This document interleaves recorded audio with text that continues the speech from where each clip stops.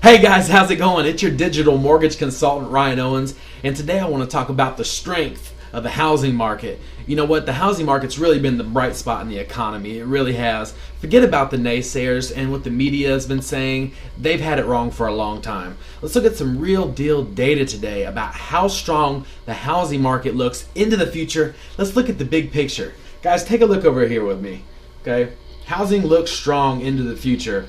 We're going to go over some actual data that's going to show us, how strong is it? Let's take a look at what the housing market's going to do over the next several years and look historically at why we feel that this trend should continue. And of course, looking at the big picture, what if we get into trouble with the economy? What if we get into a recession? Let's look at that right now. First off, let's take a look at the big picture, a 60-year housing trend.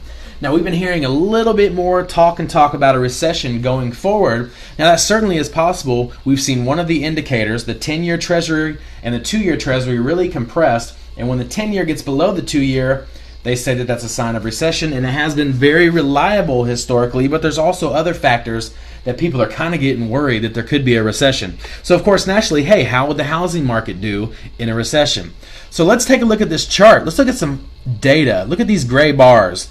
These gray bars represent, and there's a thin one right here, these represent recessions, and we have 10 of them right here, all the way back to the 1950s.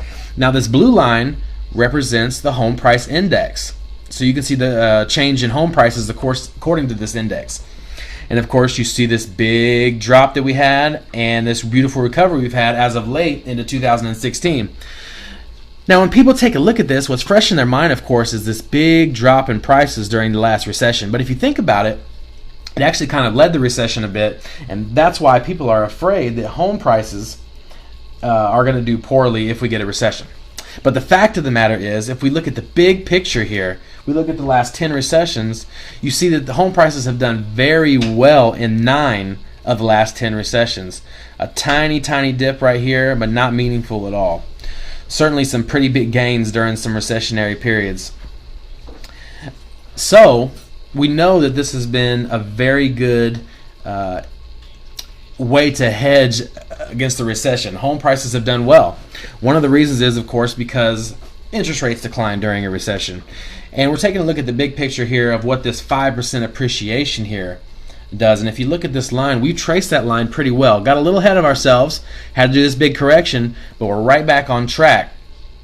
We're running this 5% appreciation trend line going back like 50 years. So this looks really solid for the future. This is good news.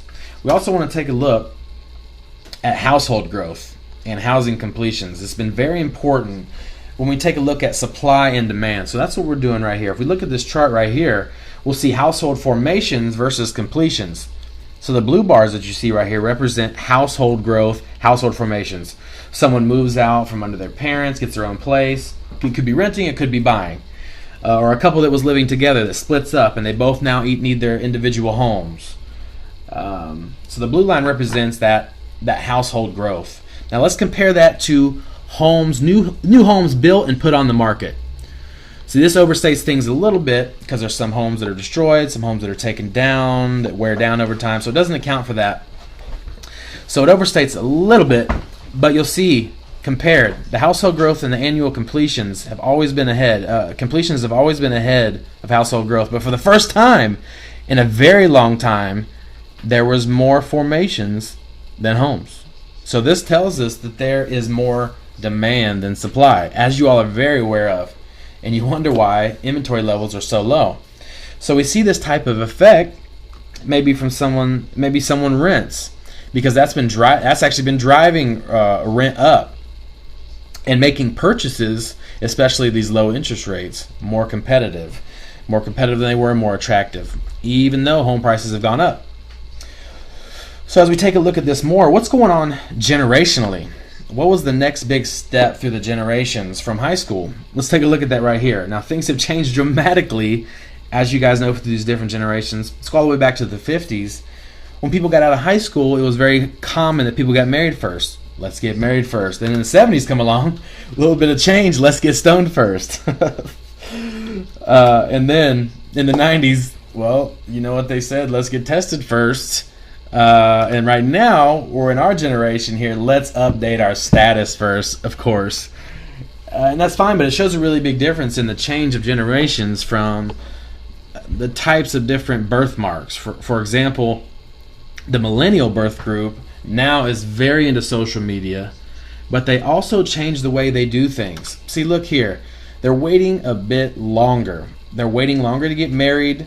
They're waiting longer to have children. And that's why we see first-time homeowners purchases coming in at such a rate right now. They're subdued a little bit, but that makes sense when you take a look at the data and look at the millennials and how they're waiting a little longer. Doesn't mean they're going to stay at home forever. Doesn't mean they're never going to get married. They're never going to have kids. Sure, they're going to do these things. They're just waiting a little bit longer to do this. And when you take a look at this on the big picture scale, you see that pent-up demand for the future. So the housing market, with all the data combined, looks really great and really strong into the future. So I hope you guys were able to get a lot of value out of this. I know that I did. Look out for our next presentation coming up soon.